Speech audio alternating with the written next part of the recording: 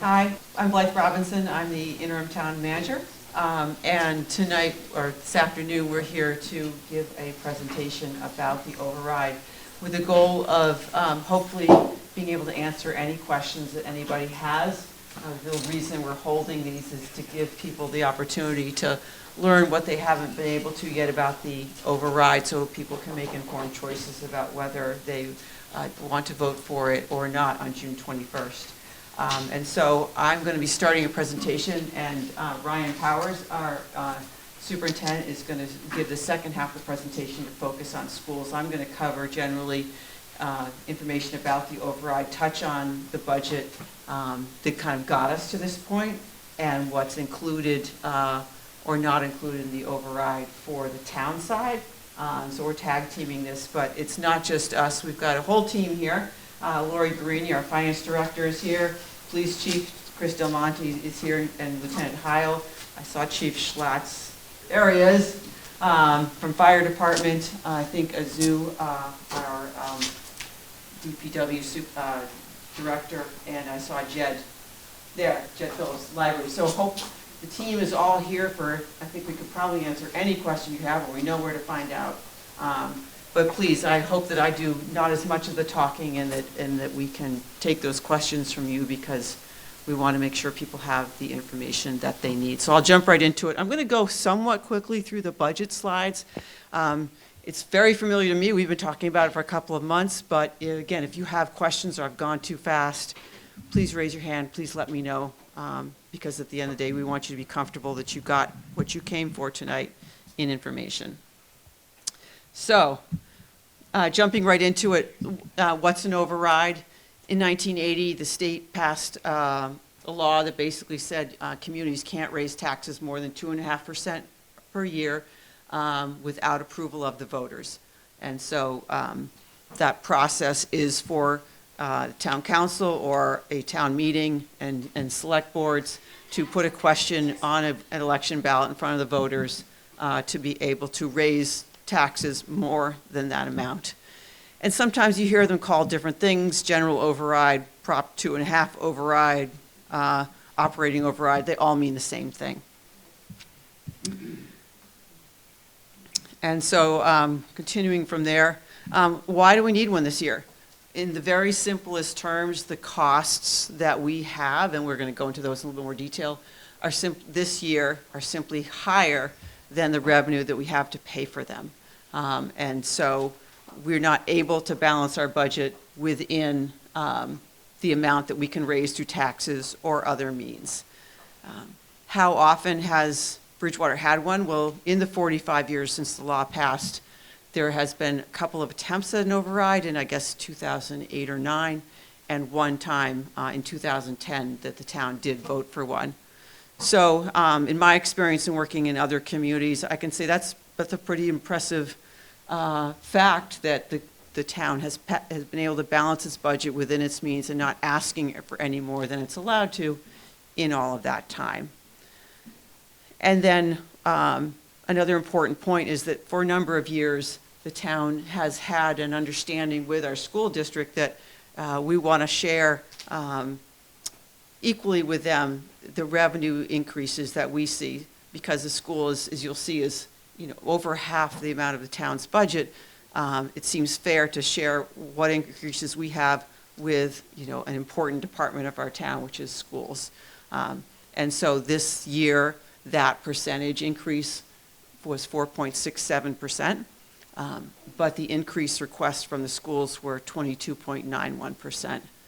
And I know from trying to balance my own family budget, if I have an increase that much and my paycheck is only going up a little bit more, it makes that challenge. And our situation in the town is not different than that. So I realize this is hard to read.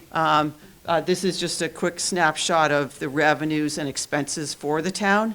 Our revenue budget that was approved on May 15th is $79,977,745. It's overall a 6.087% increase, and our expenditures are the same.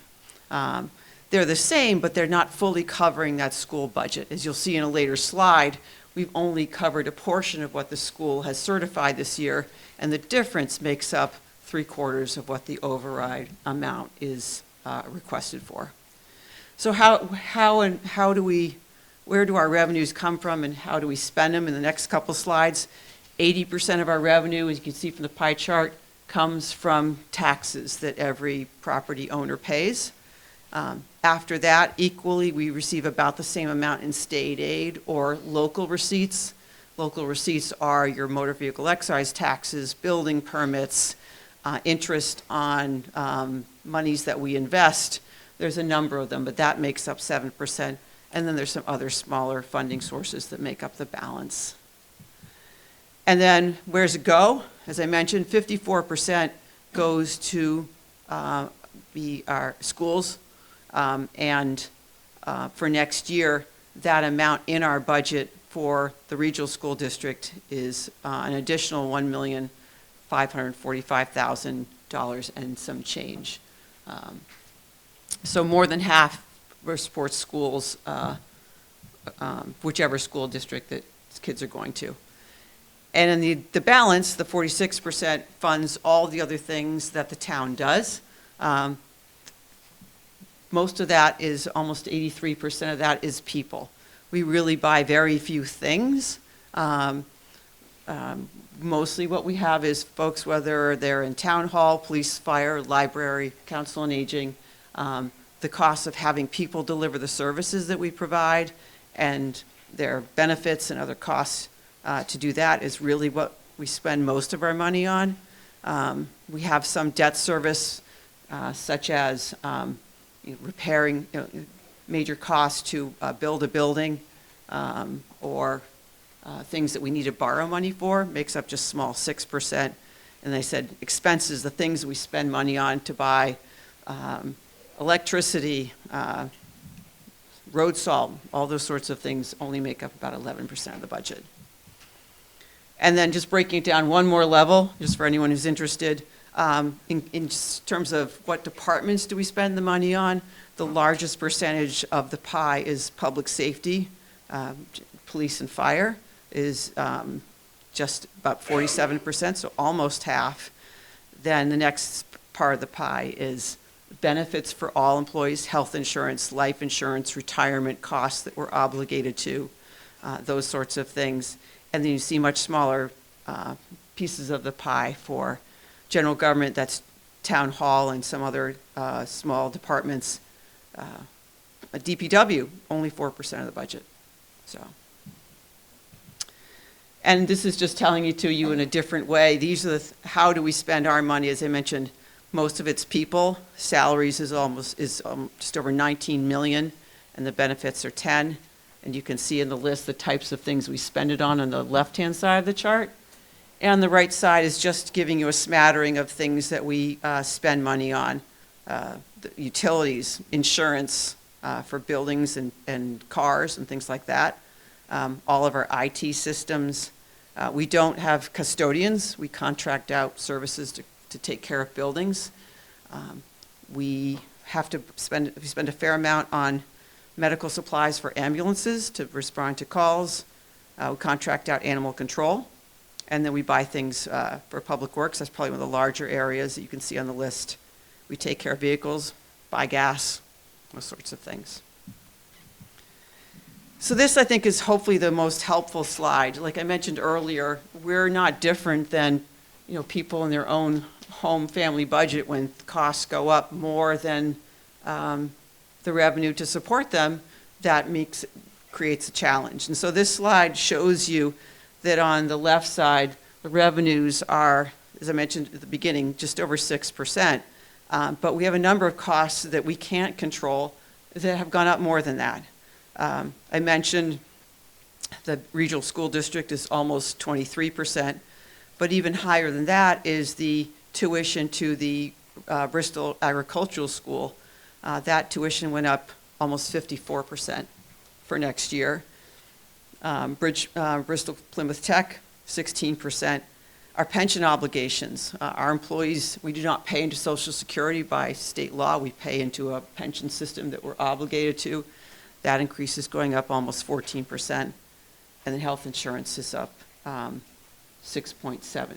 So hopefully I'm helping everyone understand that we've got an imbalance here, and how do we deal with it?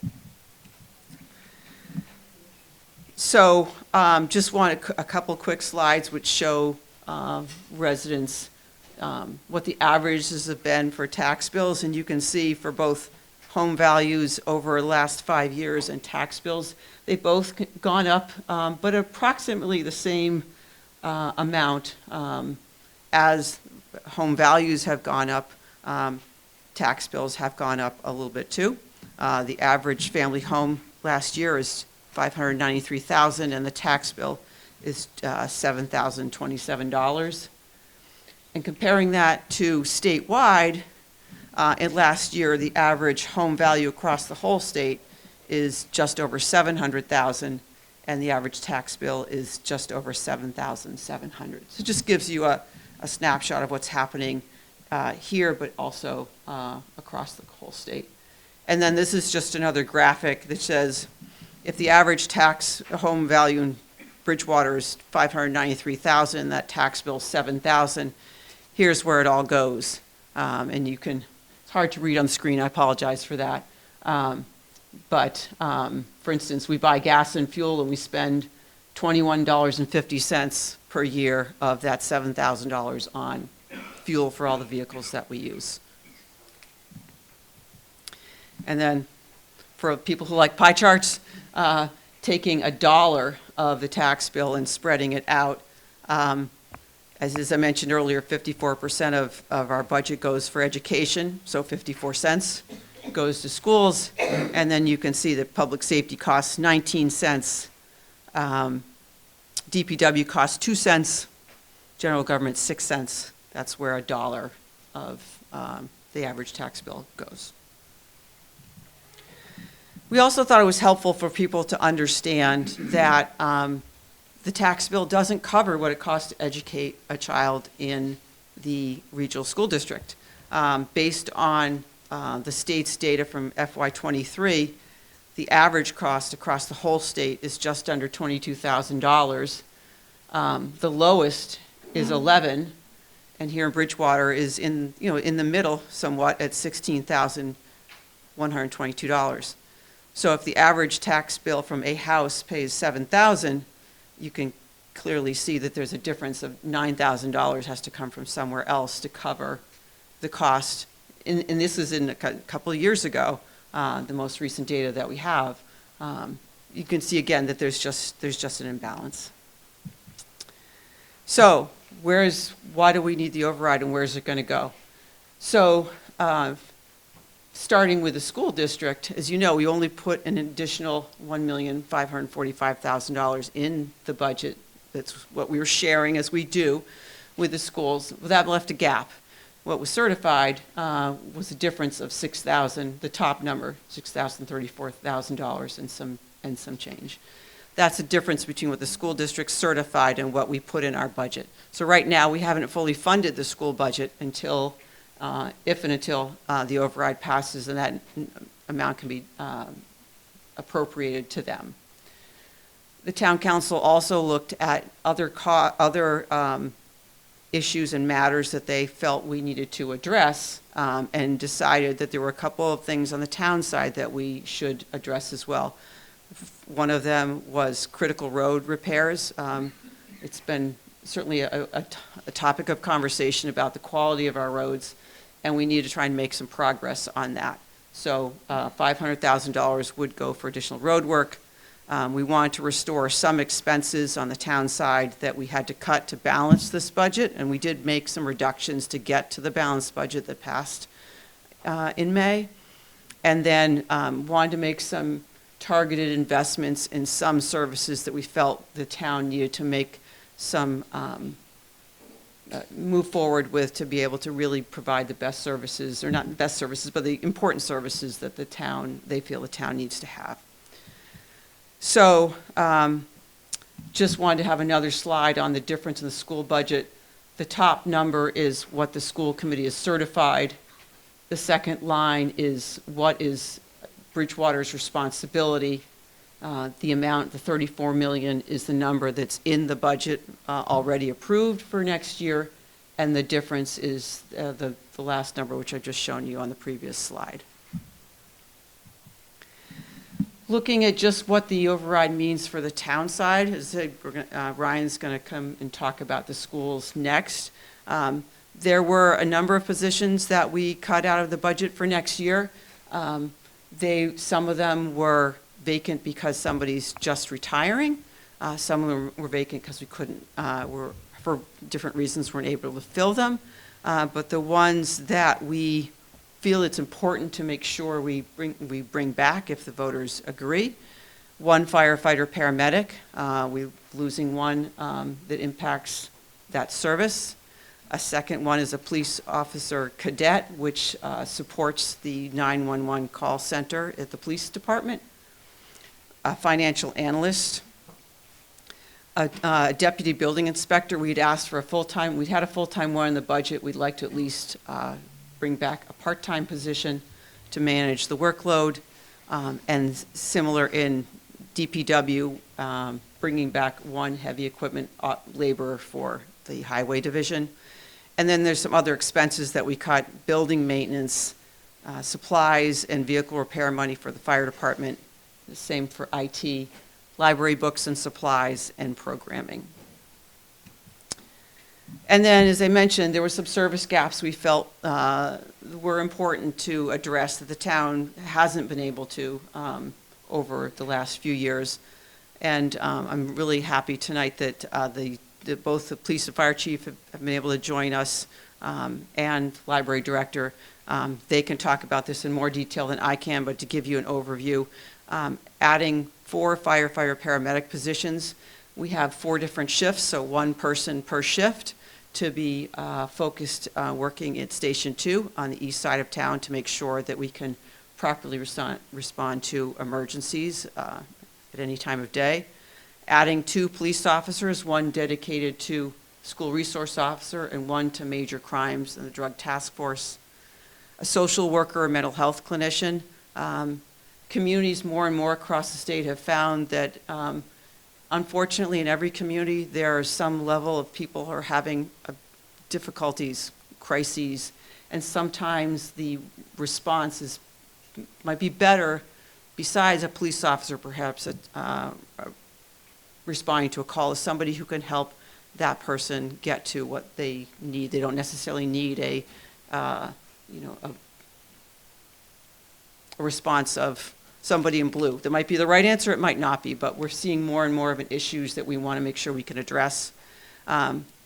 Library, a library position here to make sure we can be doing all we can to offer programming, making sure we're open the hours that we need to be able to continue to receive state funding, which we do now. And then lastly, we have added 37% more in parkland in the last few years, Stiles and Hart Park being the major one, for which we have a very part-time person, steward, who manages that for us. And we're not able to really address the sorts of needs that those valuable resources have, and so wanting to add part-time hours for that. And then lastly, roadway deficiencies, just facts. We have 107 miles of roadway that we take care of. And I don't think I need to tell people that it's not always in the shape we really like it to be. In part because we have relied just on money received from the state each year, which only paves about 2 miles. So some quick math can probably tell you that wouldn't necessarily keep up.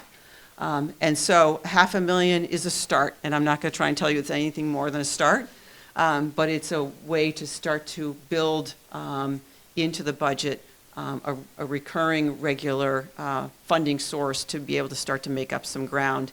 And the street that we will plan to do with this money would be Main Street from Central Square to High Street, to mill and pave that again. And then again, sorry for the very small slide, but if you went to the state of Massachusetts has a terrific website of all kinds of financial data. And one of the things that you can do is pull down a calculation of an override in any particular community of any amount, and it will tell you what the impact would be. And so this is for an average home of $593,000. This override, should it pass, would add $1.56 to the tax rate and be an increase of, oh goodness, I'm reading upside down. Thank you. I can't see it very well. But so, and then at the bottom, you can see if your home is worth more than that or worth less than that. It shows you the exact amount that would impact you. So this is on the website as well, and so anyone can go and look at it. But this is just this is how we get this data. And so with that, I'm going to turn it over to Ryan Powers to take over the school side of the presentation. Good evening, everybody. Ryan Powers, Superintendent of Schools. I appreciate everybody being here tonight. All of this information that I'm going to share with you tonight is posted on our website. In fact, we actually have a section on our district website that is dedicated to the FY26 budget. So all the presentations, all the information that we've been sharing with the community, it's all located there, as well as other supporting documents. So I would... You said district website? Yes, the school district website. Oh, okay. Yeah. So I would just encourage anybody that has questions or looking for additional resources to visit our website. And We right never there. look at that. There's a link on the town's website Yeah. that will take Is you to it? that. Okay. Well, now you know. Now you can look, right? So I do want to just obviously share some information, and I know the text is somewhat small, so I will review this with you. Obviously, as Blythe has shared, the district is in a very similar situation as the town or in the surrounding towns. This is not unique to us, but our expenses are growing faster than our revenue. And obviously I want to be able to cover and explain why that's happening specific to us. But, I first want to point out, one of the challenges that we're also faced with is our increased enrollment. Our enrollment is going up by almost 100 students every year. The trend across the state is that enrollment is declining. That is not proving to be true for Bridgewater Rainham. Over the last 5 years, we're over 400 plus students. And obviously, when we have more students, they do require services. And so, it is costing us more to educate the students that we have. But obviously, we welcome all of those students. We're excited to have them, but that's just the reality we're faced with. I think one of the biggest cost drivers that we're seeing right now, and again, not unique to us, is health insurance. Our high claims health insurance costs have gone up by about $2.3 million over the year prior. Obviously, we've had some staff members and family members submit high claims costs for issues that they were dealing with, and we're so thankful that we're able to provide that health insurance to them. But obviously, those factors then, our primary providers, Harvard Pilgrim reviews that data, and then they turn around and establish our rates for the following year. And historically, they've told us to budget, 8 to 10% every year increases. And this year, they came back after telling us that initially, after they ran the high claims cost data, and they said you're looking at potentially a 20% increase in health insurance because of that. Our Human Resources Director, worked diligently along with the business office and other central administration with Harvard Pilgrim, with our insurance advisor, to get that number down. So we're currently locked in at a 15% rate for next year, but certainly 15% is quite an increase when we're, typically looking at, like I said, an 8 to 10% increase each year, so double. So that certainly is a cost driver that is putting us in this situation. Special education. The number of our special education students has grown as well. Again, looking back over the years, about 5 years ago, we were at about 16% of our student population were categorized as students with disabilities. We're at 20% now. So again, 20% of our overall enrollment are students with disabilities. Specialized instruction costs more, providing that targeted instruction to these students, mandated services as part of their individual education plan. those all come with a cost.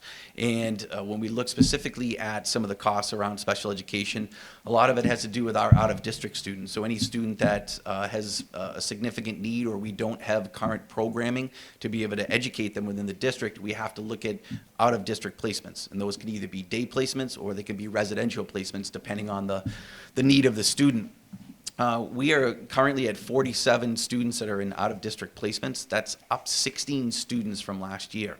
Now, every year when we do our budget forecasting, we obviously always try to anticipate that we may have some move-ins or some of our own students that potentially may need an out-of-district placement, but we certainly never plan and budget for 16. So again, now that those students are with us, we have to take the necessary steps to budget for them each and every year until they, age out of their programs. The other thing associated with special education costs is obviously special education transportation. Transportation as a whole continues to increase, but specifically around special education. When a student goes out of district, we obviously have to provide transportation to them. So when we're looking at 16 additional students that we hadn't anticipated, that's potentially 16 new transportation costs. We always try to look at our current routes to make sure that if transportation is going to a day school for another student, then we obviously try to group students together. But in some cases, that's not always possible. In some situations, we do have one student on a van, depending on where they're going. And obviously, I think you've heard me say this, but a van, depending on where it's traveling, could be anywhere from $65,000 to $75,000, and that's just the cost of transportation. Then you factor in another, again, depending on their placement, could be anywhere from that $65,000 to $100,000 for tuition. And then obviously residential tuition, as you can imagine, because it's 24 hours a day, 7 days a week for essentially almost the whole calendar year. In some cases, that can be anywhere from upwards of $250,000 to $500,000, even higher. And so when we have an increase in students with disabilities, again, that's another cost driver for is the amount of services that we're having to provide. But again, there are students, they're residents of the town of Bridgewater and Rainham, and we have an obligation and a responsibility to provide them the highest quality of education possible. And we do everything we can to try to do that within the district, but certainly there are times where we just don't have current programming or their needs are so significant.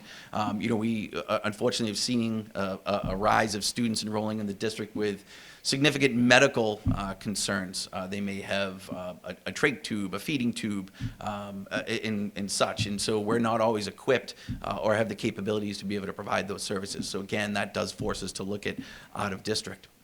Obviously with transportation, not just special education, but even with our big yellow buses, I shared with you that we're up 400 students. Obviously, a lot of those students we have to transport to and from school, depending on how far they live from distance from school. And so obviously when we start to look at the cost of a big yellow school bus, again, we're looking at upwards of, potentially $100,000 for an additional bus. And obviously the Lucini Transportation Company does a great job of trying to combine routes whenever they can. They obviously look at enrollment and ridership to see how many students are actually on a bus. Could they put more students on there instead of actually adding another bus to the fleet? But again, that's not always possible.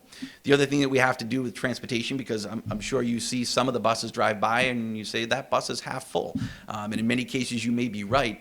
But what actually has to happen is if you are eligible for a bus, we have to reserve a seat for you on that bus.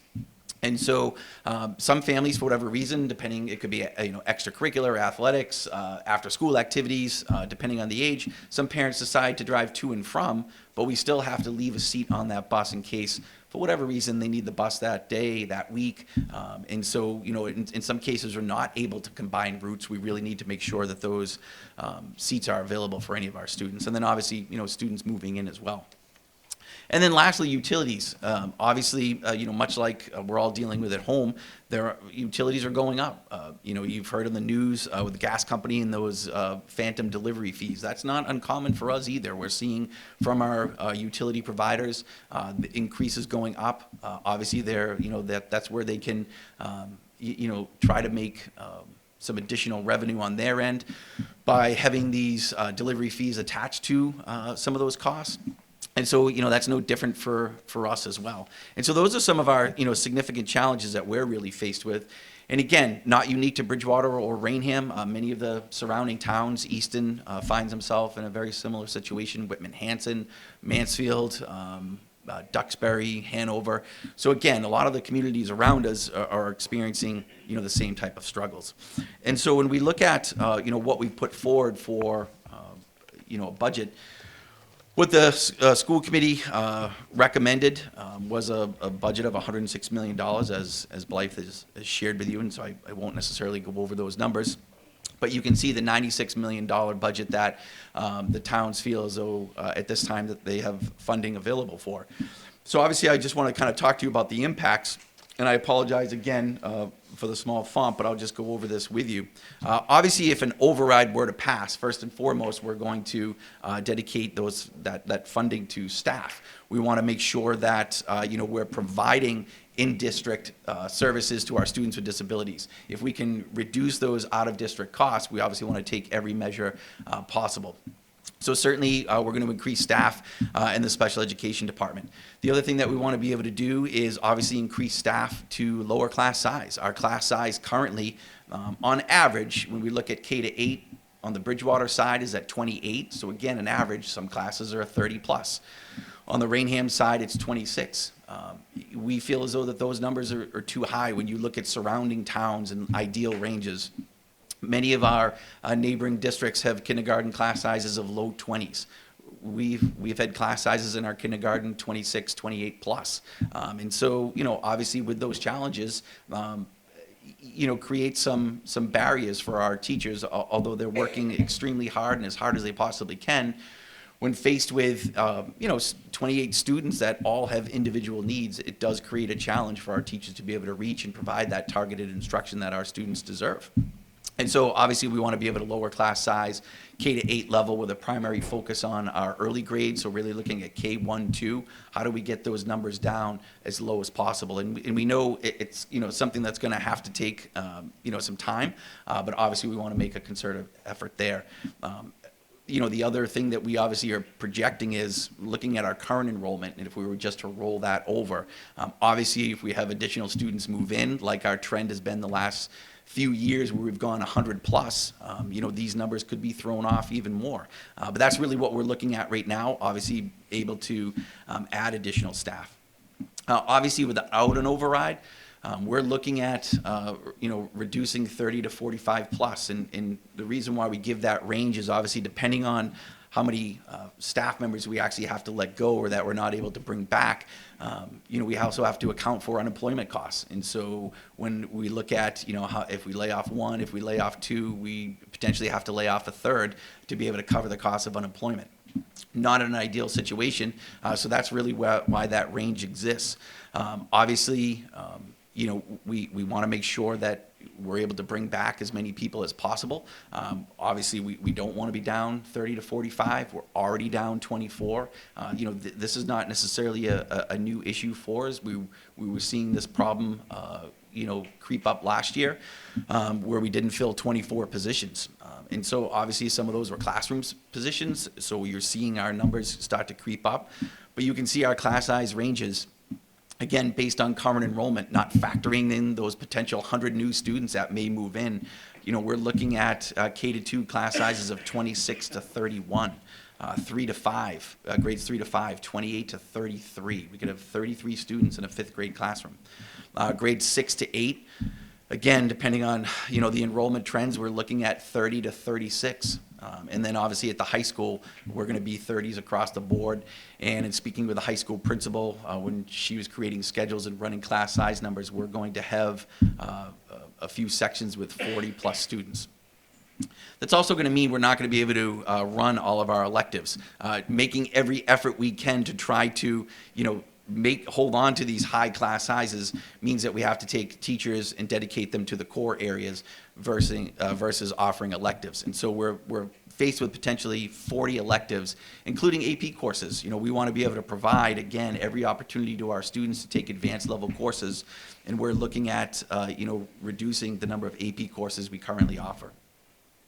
The other impact, obviously, not obviously, operationally, but, looking at some of the extracurricular and athletic offerings that we currently have. If with an override, there would be no impact there. Obviously, we would continue to offer all of our extracurricular and athletic programs. But without an override, we spend roughly about $1 million on extracurriculars and athletics across middle school and high school. We're really going to have to take a hard look at that and say, okay, can we reduce the number of extracurricular offerings? Can we reduce the number of athletic teams we have?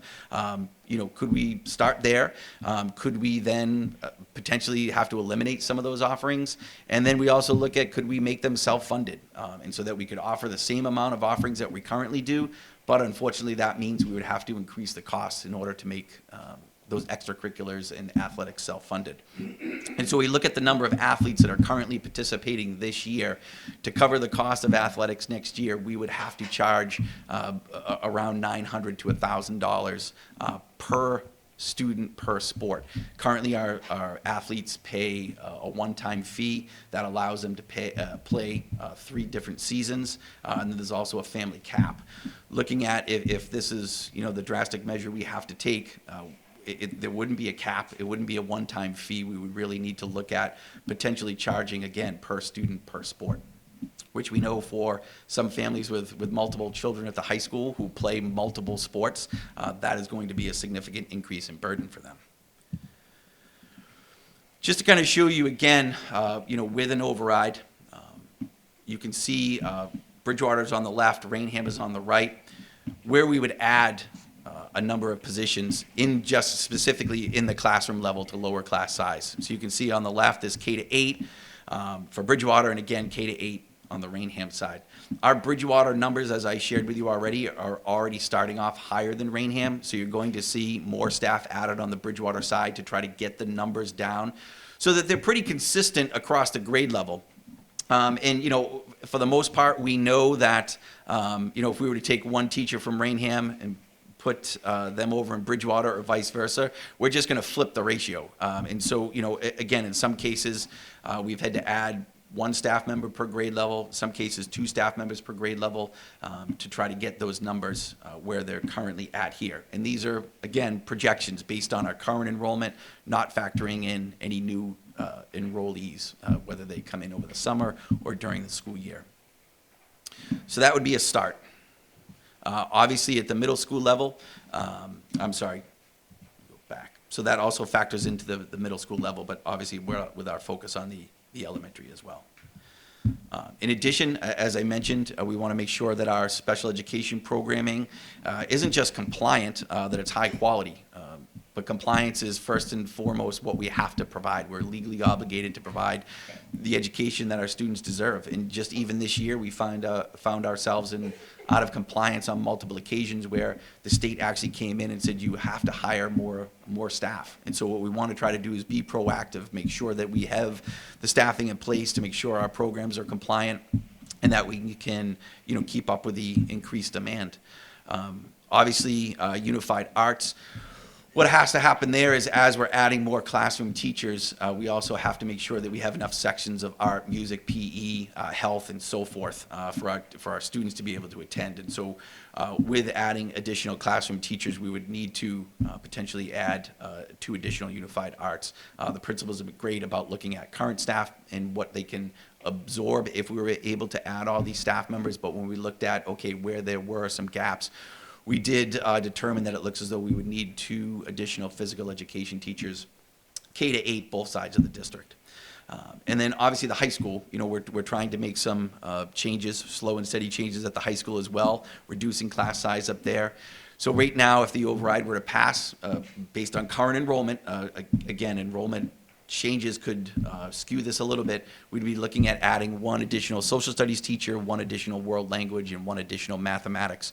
And the reason why those 3 areas were chosen is when we look at class size now in those 3 content areas and the number of staff that have been lost in those content areas over time, that's where we really needed to make some significant progress. So we obviously want to make sure, for us, that any position we add is sustainable. And so when we look at, what exists if the override were to go through, the potential of making sure that we're approaching this, in a conservative way. Obviously, we did it based on projections. Projections could change, enrollment projections could change, revenue projections can change. Our funding isn't fully set yet from the state. Obviously, as it goes through from the governor's budget to the House and to the Senate, funding has varied. So until that budget is fully approved, we won't 100% know, so we could see additional revenue, or we could, in some cases, see less. The Senate budget that was just released was lower than the House in some areas. So, it ebbs and flows either way, but we want to make sure that we're not coming back to the voters in 2 years, 3 years, 5 years, having to say, hey, we need another override, we can't sustain this. So we're really trying to take a conservative approach. We feel as though that over time, looking at projected retirements in the next few years that we already know about, and looking at the average number of retirements that happen each year, that we will be able to sustain any additional staff, and then obviously slowly, incrementally continue to add staff as well over time. Obviously, just to share, if you've ever been at the high school, you know that our students are amazing. If you went to the flag raising ceremony today, you heard some of our students speak. Just so impressive. But we are able to provide them with awesome opportunities up at the high school, and even really at the middle school as well. You can see here a picture of our students participating in rainwater players. They had done a performance this past fall. Some of our students in a science lab, and then obviously our students out on the sports fields as well. So all of this would be able to be maintained with an override. Without an override, I also wanted to show you again where the negative impacts would be and what we would possibly be looking at. So again, this is K-8 for the Bridgewater side and both for the Rainham side. And so you can see, obviously, high class size at the lower levels. 26 in a kindergarten class is not ideal. 24 on the Rainham side, again, it's higher than what we would like. 24 certainly is better than 28 and 30, but even we'd like to reduce that. But you can see again, as we start to go up in grade, the numbers start to increase, and obviously once we get into the upper elementary, middle school, and then high school, we're looking at 30s, 30 plus. And then you can see here at the high school, what we would potentially be faced with. Obviously, I talked about the extracurriculars and athletics, but obviously a number of staff members would be reduced as well. So we're looking at, we're looking at 20 positions just at the high school from the content areas. And obviously, we would have 7 classes with an enrollment greater than 35 and 2 classes with an enrollment greater than 40. We would also potentially be faced with the loss of a guidance counselor, which would then shift the guidance counselor caseload, and obviously guidance counselors play a key role in, college prep and getting our students ready for college and career readiness. So they would go from an average caseload of 282 students up to 353. And then obviously, as I mentioned already, our AP class sizes would be 33 students with obviously one section of 48. And you can see here just, some of the potential electives that we have right now being eliminated. And again, you can see that there are a number of AP offerings, and then obviously offerings that we're able to, and you'll notice one of the things mostly in our business department, without an override, essentially our entire business department would be eliminated. And so therefore, we would not be offering any of those business classes that we currently offer now. Some of our teachers may be dual certified, so we may be able to offer a elective here or there, but one for 1,500 students versus having a whole department that we can offer. Obviously across the district, we're going to see some negative impacts as well. So it won't just be teaching and learning, meaning the classroom positions in special education. We reduce staff again. We reduced staff last year in facilities. We'll reduce staff again in facilities for next year without an override. We're faced with the loss of 4 secretarial positions. Obviously, if you've ever called the school or you go into school, and I have a few principals here, I know they'll attest that there are certain key individuals that run the building on a daily basis, and those are our secretaries. And so, we're looking at reducing 4 secretarial positions. positions, 5 proctor positions. Those are building-based support positions. They could be working individually with students, or they could be covering classes if a teacher is out, so they could be doing substitute teaching as well. So those positions. And then obviously, we know that if we're going to be reducing classroom positions, we also have to reduce administrative positions as well. And then, as I mentioned, looking at fees for athletics and extracurriculars. And then the other concern, obviously, is high school accreditation. Having a high school that's accredited. Colleges and universities certainly look to that. There has been a small movement for some high schools to move away from being accredited. We haven't necessarily, it's been relatively new, so we haven't seen long-term negative impacts. But the accrediting body does put out information that, with high class size, with loss of electives, they want to come in, and when they do their inventory and they do their site visits, they want to see how many electives we have, where they want to make sure that we have enough support staff. And the last time that this happened, during the 2000s, the high school was placed on probation. So we would anticipate, obviously, a very similar situation to that, where the high school may be placed on probation and then obviously, hopefully, taken off. But initially, it doesn't seem as though that we would lose our accreditation in the beginning. So that's our hope. Happy to answer questions, or I think you have some other slides out there. Just in case we need it. Yeah, okay. So that's our presentation, but as I mentioned earlier, what we're really here to do is answer questions, because we thought we'd include the things people most want to know. But if we haven't done that, then we want to hear from you, when we have all the experts here, to be able to answer those and have you leave here giving you I that. have a question. You were the school budget, maybe I misunderstood. You said it's jumping 23% almost. 22.91% over Last year? over last year. Why all of a sudden? Why was Well, I that? think that's what Mr. Powers has just said, is What that accounts for that jump? special education costs, transportation, utilities. That first slide that I covered with all those cost drivers. Okay, and the Bristol Aggie thing, 54%, what is that? It's a combination of the tuition cost that they charge us for a student who goes there, as well as the number of students going there.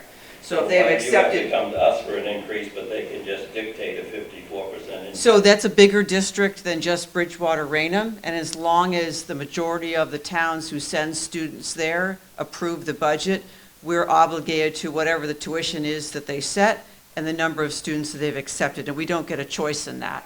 And one more thing, what happens if one town approves an override, but Raynham say doesn't? Then how does that work? So then in that situation, the Bridgewater will have approved it and met the certified amount by the school district, and the other town did not. And so that would turn, the next discussion would be with the school committee to decide if they're going to certify that same budget that they'd certified for this, or they're going to do something different. And then Raynham would have to decide whether they're going to put forth another vote to their voters or not. That's generally how that goes. We could end up subsidizing. No, both towns would have to approve it, whatever the school district has certified. And so if we have approved it and Raynham doesn't, the budget has not accepted by one town. And so whether the school committee really has to make that decision, are they going to determine that the budget they've already certified is the budget that they need and put it back towards that other town, or are they going to change it, make it lower perhaps? That's completely a school committee decision. Yeah, I have a couple questions for yourself, Mr. Powers. The library, if we don't pass the override, if the override doesn't pass, will they lose that funding or potentially lose it? Well, I'll try to answer it, and then I'll look to my expert, Jed, over there. What I understand is that we are about 3 hours, open 3 hours less a week than we're supposed to be to get that funding, but we're above about 90%. And so up till now, the state has been accepting of that, but should they decide not to be accepting of that, and weren't open those extra hours, we would potentially lose $65,000?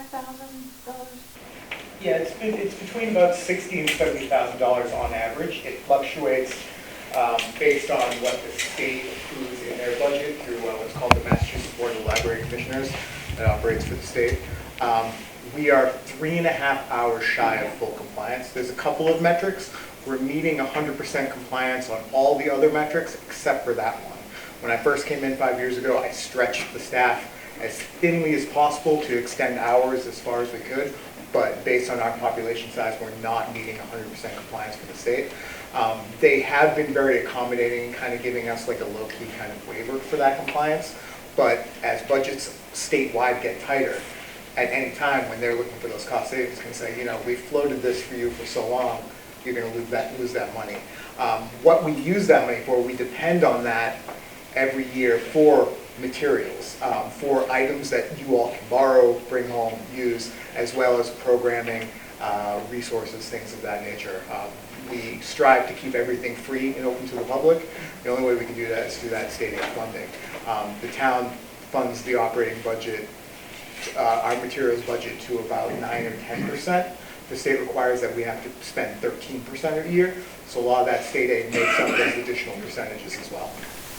I learned through this process that there's times when there's just 2 people in, you know, staff members in the building on duty. It's 3 floors. So I think I'm concerned that sometimes people may need something, not get to someone they need, or like that. My other question is, there's a lot of whispering in the town about why is the road in the override as opposed to a debt exclusion. Can you just maybe clarify that or explain that? So that's a great question, and I think the town does need to think about a debt exclusion in the future, because there's several roads, and they come up a lot, Cross Street, Flag Street's being dealt with, Winter Street, where the need to take care of water and potentially drainage, maybe sewer in a street, and the road itself and sidewalks is significantly more than an average simply grind the road and repave it project that we're talking about here. So the town does need to really spend some time figuring out how we can best address those major projects and bring forward some type of a decision to the voters of how we're going to fund that, and debt exclusion can work very well for that. But at the very least, we wanted to be doing more than we're doing now, take care of the streets that are more straightforward. The $750,000 I put on the slide is what we've gotten from the state under a program called Chapter 90 in the last couple of years. The state is looking at increasing that, and we're hopeful that will pass this year. That will mean we'll get just over $1 million. And trying to add $500,000 to that would, you know, commit to staying in the budget every year, hopefully growing a little bit every year, so that if we can do that section of Main Street for $500,000, then we can get to the next one the next year and start to make progress. But I can't stand here and tell you that that's going to solve it all, because it won't. But at least it's moving in the right direction. Could you also tell me, somewhat of the gentleman's question, if the override passes in Bridgewater but not in Rainham, does that mean we have no right and the money just can't be used for the schools? What happens to the money if it passes? Because it's not strictly for the schools. Right, so the process, if the override passes, is for the town council next has to then appropriate the money to all the places that they're telling voters that we want to spend it. So let's just assume a second for that Rainham passes as well. We would give them a transfer order that says put $6 million more in the school account, put 500 in a road account, put some money in police and fire and library and so on, exactly how we asked the voters for it. And so that would happen sometime in a month or so after the override vote. If the other town doesn't and we don't end up needing it, then we would have to talk it through, but our early discussions about this is put it in some type of a school stabilization fund, so that it's very clear that it's been put aside for school, while the bigger picture of what is going to happen for school budgets is resolved. And once that happens, whatever amount it's going to be up to that $6 million could then be appropriated to the schools. But we can't give the school more money than if the other town hasn't done its part. If you're in a bigger district with 3 towns or more, it's a simple majority, like the regional VOTEC school that was asked about. But in a 2-town district, both towns have to take an action. Like the 2 out of 3 towns. Yeah, right. Okay. So my other question to Mr. Powell is, so you please get up. You mentioned the 5-year projection, sustainability report. Is that something that we'll see on the website or the town website? I know it's not here. We do have I'll confirm it's up there. We do have a graphic that we've created. I believe it's on the website, but I will double check if it's not. But if not, it is, okay. Okay. The other question is the AP classes. I know you said these are not going to be there if you like in the past, but we will have AP classes, right? Math. There will still be some, yes. These are the ones that will be Some of what we had in 2008 when we didn't have an override, right? And kids went to Harvard, Brown, BC, Tufts, just for record. And then my other question is the special ed. Did the circuit breaker number change? Because you do get reimbursed some money for special ed after a certain point, correct? Correct, yes, 100%. And Has that we're number changed? utilizing all the circuit breaker funding that is available. Unfortunately, what we're getting for funding just isn't keeping pace with the cost. So it's more about the increase in students? Yes. So I believe we have had a few special ed directors over the last few years. Is that, so who's doing the evaluating to determine how needy they are to go out of district? Not that it's typical her role or his role, but who is driving and, who's doing the evaluation to determine who goes out? Sure, so as you know, obviously that's all done through the team process, so it's not just one person making that determination, it's obviously the special education team, which is made up of educators, administrators, and the parents. And, they review the data that they have available, whether it be recent testing, recommendations by the team or other, providers. And obviously then they make the determination whether, nope, we can educate this child in district, or unfortunately their level of services or level of needs warrants an out-of-district placement.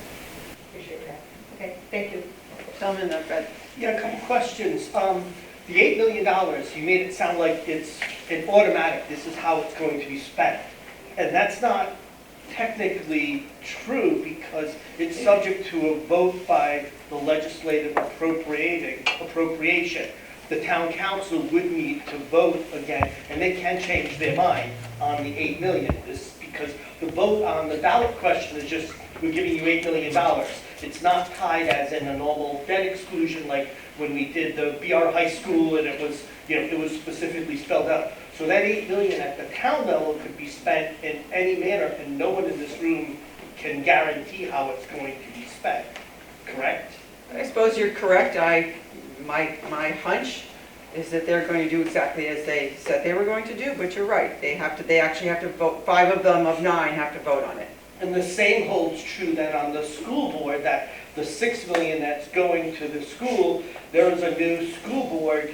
Currently, you've got, potentially some new members that weren't there when the prior budget, so you would need to have a 6 of 8 or 5 of 8 vote. So it doesn't mean that these things are going to happen. It's just this is an indication of what a prior legislative body has stated how they want to spend the money.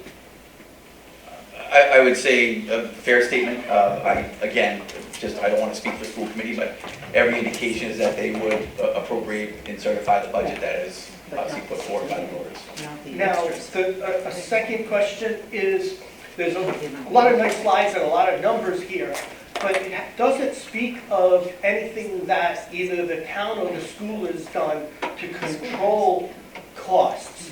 I mean, you both mentioned the fact that, expenses are going up and, we've got to get more money. But, the 2 policemen in front of me, they're not going to be able to go to the town manager and say, hey, I want 15% raise because my expenses have gone up. I haven't seen anything in cost containment, any details about it. You talked about how insurance is, going up much faster than you've anticipated, but there's been no discussion of what you're doing to rectify that or resolve that, or where you're going to take the money from otherwise for the 15%. And I think I've seen year-over-year salary increases at like 6% when you figure in the COLA raises and step raises. But I haven't seen or heard anything, at either level really discussing, measures that have been taken to be conservative with taxpayer funds.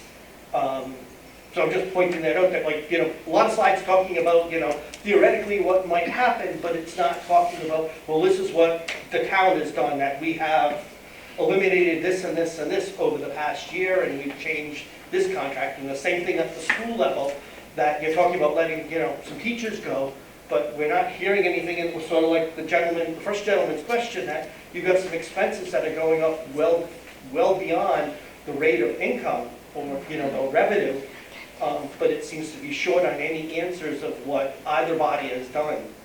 And Well, that's a great question, and that's part of the reason we're having these, because if you thought of a question that we didn't cover, then that reminds us that we need to. But, from the town side, I can tell you that we work very hard to try to make sure that for instance, union contracts, most of our employees are unionized. We've settled 2 of the contracts of 6, and those increases are 2% a year. Less than the 2.5% taxes can go up. Being very mindful of the fact that we don't want to ask the council to approve something that isn't sustainable. In terms of health insurance, new employees have to pay a higher percentage, some of them, and we're working on making sure others do, so that over time, it again becomes more sustainable. Employees are sharing that cost. We look very carefully at every expense budget, even though it's a small part of our budget. Does everybody need everything we bought the year before, or is there a reason that they don't? We've done things like share a new employee for conservation with another town, so we're not burdening the whole thing to get what we need. I have a slide that I put in the back just in case I needed it. But those are 3 quick examples, because you're right, we need to be sustainable. And what I would hope to impress upon you is that one approved override in 45 years tells me, as a town manager who's worked in a number of other communities, your community's been doing a pretty darn good job of making sure it stays within what it can afford. And I'm sympathetic to the schools, because I know from the other districts that Mr. Powers mentioned, some of these costs like transportation, special education, there's no reins on that horse, in some ways.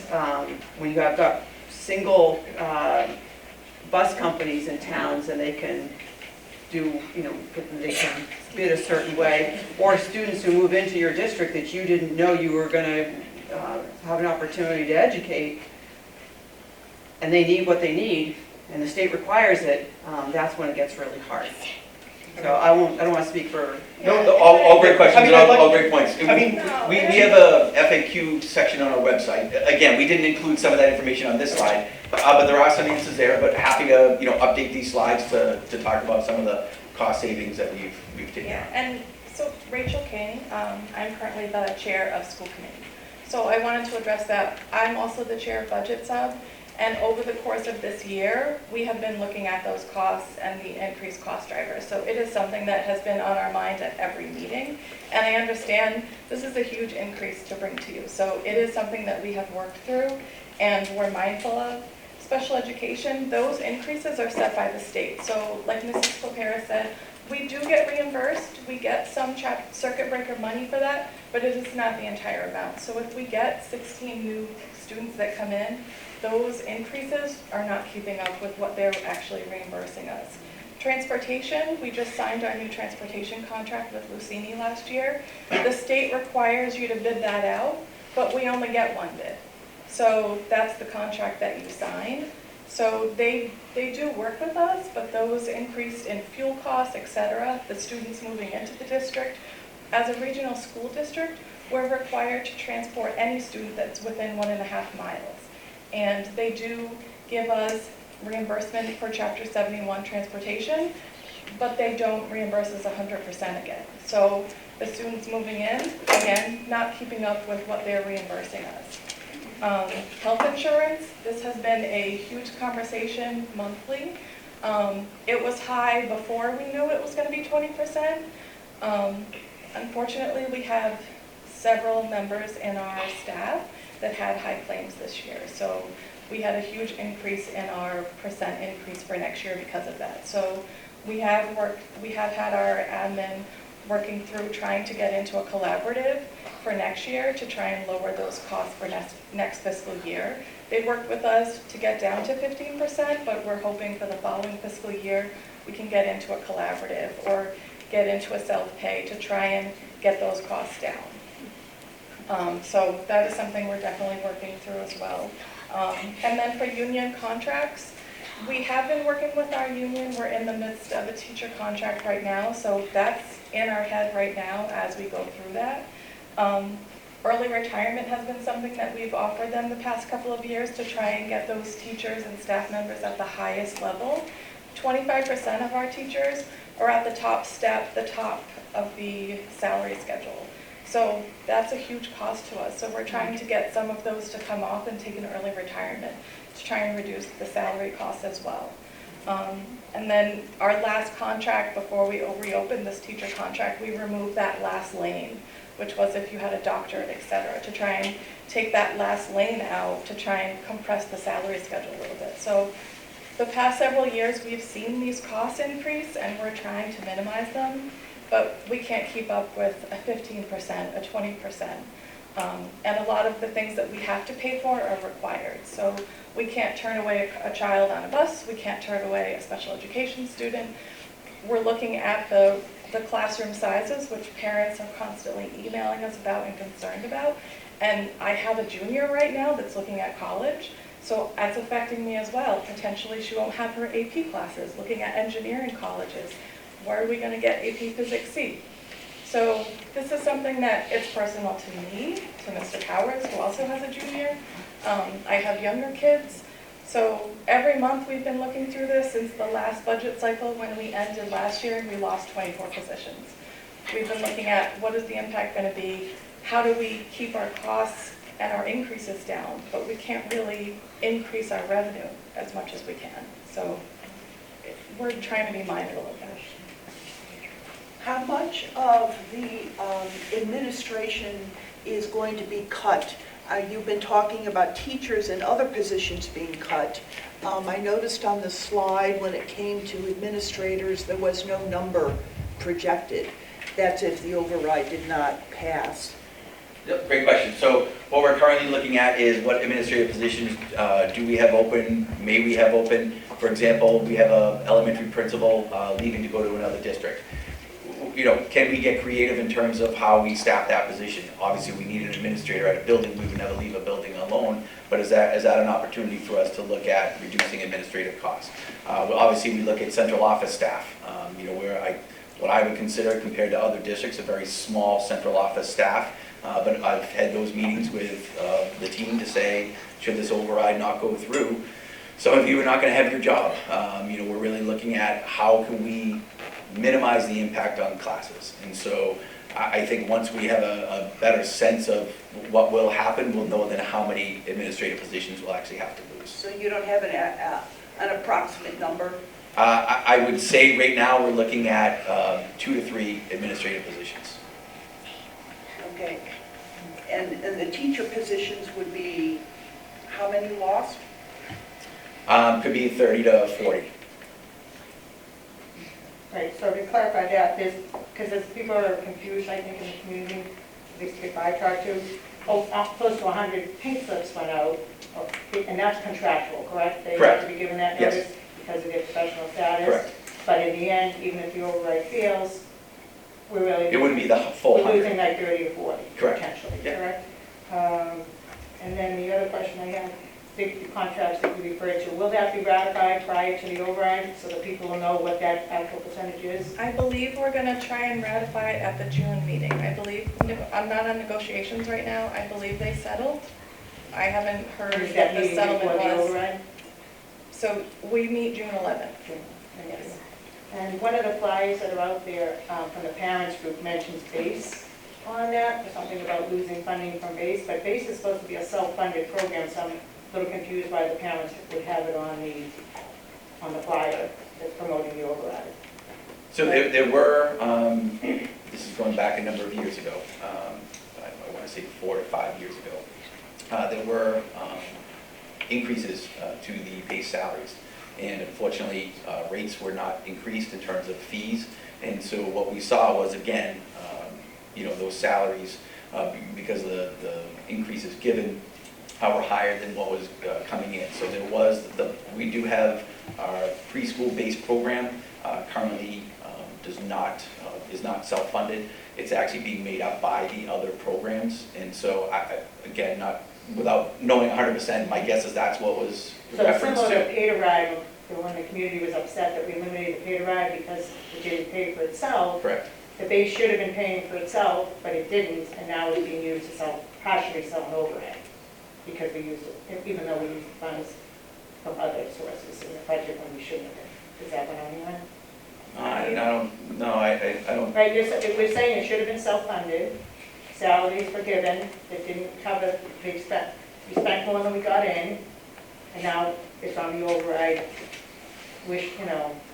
well, I think regardless of whether there's an override or not, that's a program that, I would never advocate for a program to be losing money. And so whether or not it's So they're an going to override raise the passes. prices with or without the override, it needs to pay for itself, correct? Correct. Well, yeah, and so Mrs. Claveris, to speak for any program that we have, so the base, the athletic fees, all of those fees we've been looking at, we've been looking at the revolving accounts to make sure, are they being, like, over the past of this year, we've looked at all of those fees to try and increase them to make sure they're self-funding. I know Dr. Krewandowski and Rainham, Yeah, sports was never self-funded, that used to be in the general budget, I'm talking about the base program. So which is- base program last year, up until probably mid-year, it has been running in the red. So we looked at every program. We can't run a program like that if it's losing money and then we're saying we're going to be cutting teachers. So Right.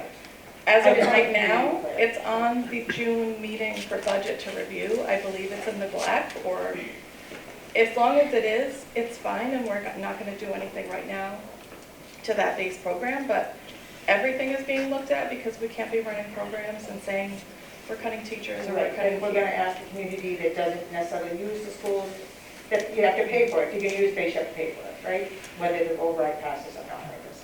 You know, you're asking people to pay for the override, right? Everyone is, we all want a safe community, we all want good schools, but if you want your child in the base program, you're gonna have to raise the cost, I guess, by recommendation. Okay, that's good. Spoken like a former school committee member who's on budget sub. Yeah.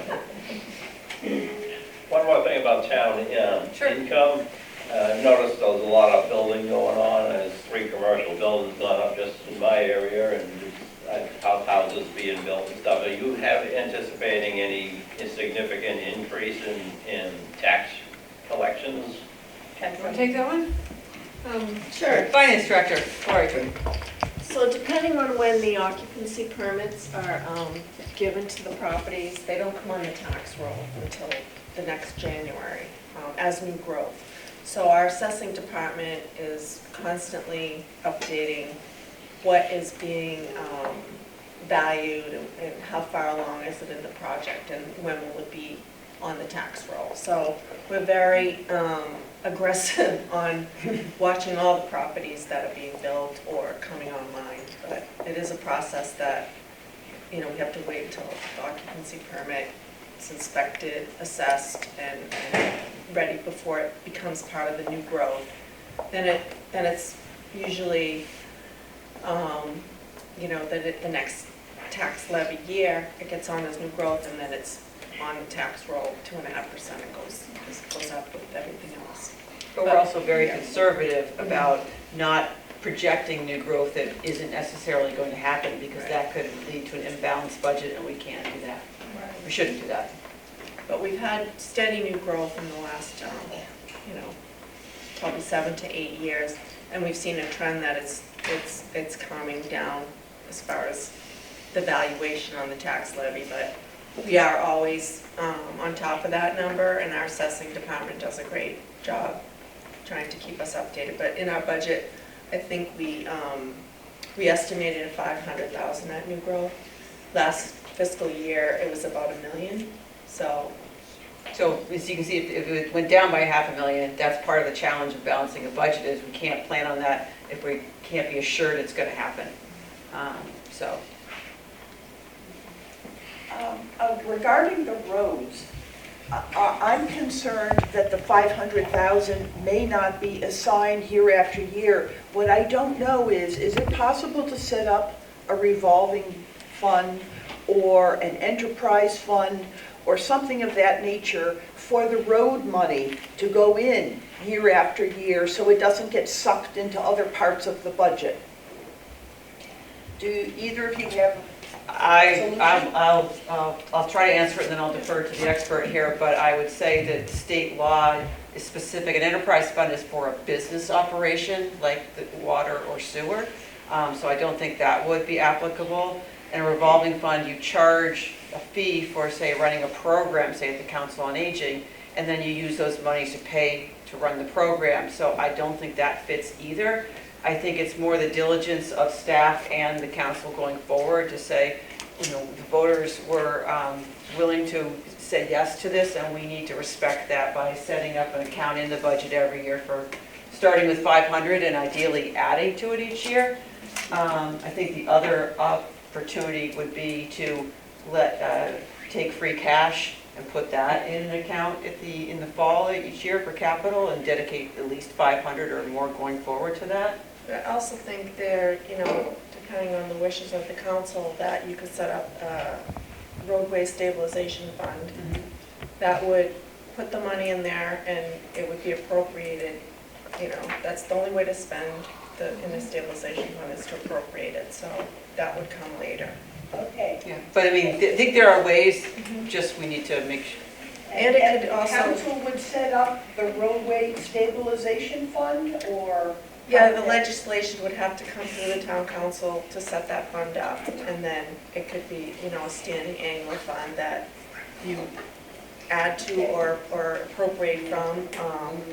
You could also have that in your annual resolution. The town council would also make sure that, because in the resolution annually, you're looking at all your goals and where you want, you know, specifically to target. And if roadways, which it should probably be one of the major goals,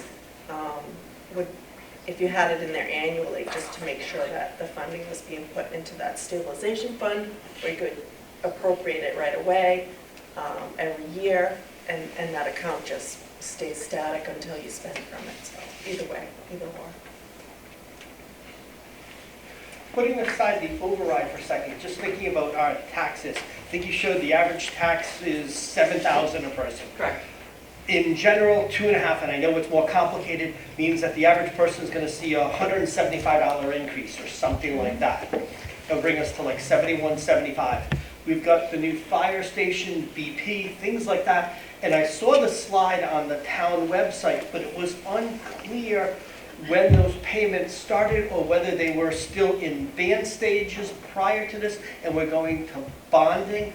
And, you know, we've got the finance person here, so what is the impact, if anything, or are we already at a point where we're making the regular $2 million payment or whatever it is for our BP bonds or for the fire station? But I just didn't know, because when you typically go from bond to bond, there's normally a big jump because now you're into the long-term financing. So if you could explain maybe a little bit about what would be happening there, that we already know we're going from 7,000 to 71.75, so.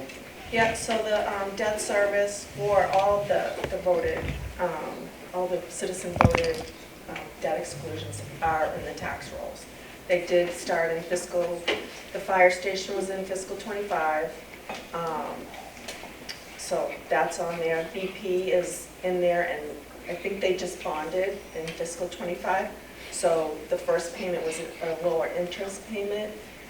Next year in fiscal '26, you'll see it's about $1 million. It's kind of the first payment. So they are all on the tax levy. You know, they're separated in our budget as a debt exclusion. So that just means every year you're funding whatever the debt service payments are. So short answer, yes, it's already included. Well, so the fire station has already been bonded even though it's not complete, so you're already into the long-term payment model for the fire station? So it was bonded in September because we had our financial advisors give us some great advice to take the bond when we did. We were able to get a nice bond premium on it that took off about almost $1 million off of the principal. So we bonded it ahead of time so that, you know, we could take advantage of that. And it was bonded in September, so it was just in fiscal '25. So the first payments under all bonds were done in fiscal 2025, so it should be the same bond payment in fiscal 2026. Well, the fiscal '25 payment was an interest-only payment, so that was about $500,000. So in fiscal '26, I think it's about 1.4 million, which is in the fiscal '26 budget. So there's an additional $1 million that the town's going to be raising on a pro rata basis for taxes to Well, it's in cover this that. budget, it already is, it's accounted for in the fiscal '26 budget that has been presented to you. Yep. There is a good snapshot of all the debt exclusions for anyone that would like to look at it. There's a maturity date, so you can see when the debt started, when it falls off, and that's basically what your debt exclusion is, as opposed to a permanent override.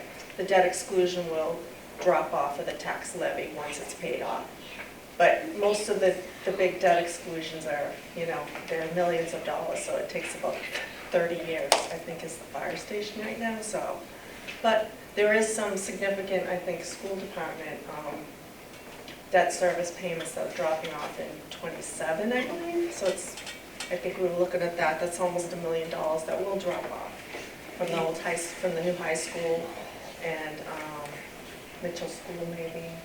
But anyway, there was a couple, so it does eventually drop off with the debt exclusion. So it's a great question with roadway and capital. A lot of communities do it differently. You could do debt exclusions for $1 million every year. There's certainly some creative ways to, put it on for a one-time year, and then it goes away. So there's a lot of different options that each community can do. So it's a high priority to look at the best way to address this whole issue with the roadways and come up with a plan that we can ask the council to support and then possibly the voters to support. And where is that information available?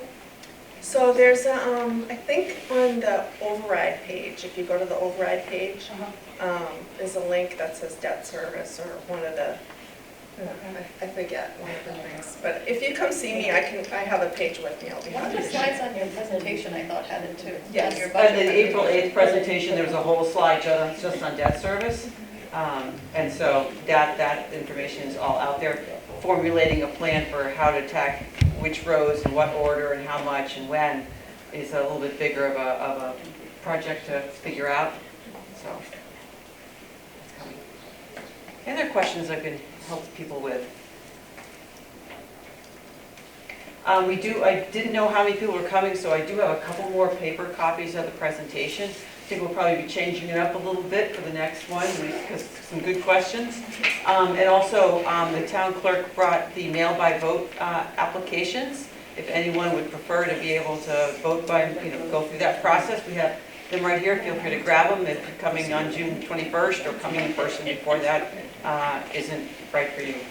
So. And if anyone has any questions they don't want to say in public, or, we do have the website that you can email a question, but, come talk to us. We're here, that's why we're here. We'd like to inform the community so you can make your own educated vote, whatever it is that's right for you. But we're here to help you, and just reach out, and we'll be happy to Absolutely. answer. Thank you, everyone. Thank you. Thank you.